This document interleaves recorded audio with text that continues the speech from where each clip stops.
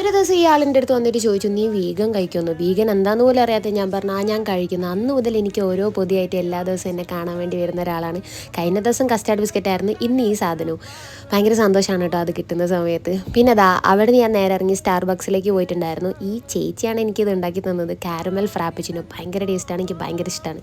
അങ്ങനെ ഞാൻ പിന്നെ ചേച്ചീനെ കൂട്ടിയിട്ട് നേരെ മുറിസലിൽ പോയി കുറച്ച് സാധനങ്ങളൊക്കെ മേടിക്കണ്ടായിരുന്നു. നമ്മളെ 1 പൗണ്ടിൻ്റെ ചിക്കനൊക്കെ മേടിക്കാൻ വേണ്ടി പോയതാണ്. അപ്പം എന്നാൽ പിന്നെ ബിരിയാണി ഉണ്ടാക്കിക്കളാം എന്നുള്ളൊരു തോട്ടിൽ ഞങ്ങൾ നേരെ വീട്ടിലേക്ക് വന്നു. വീട്ടിൽ വന്നപ്പോൾ ഞങ്ങൾ ഈ സാധനങ്ങളൊക്കെ അതിന് കൂടെ തന്നെ സാലഡും കാര്യങ്ങളൊക്കെ ഉണ്ടാക്കി.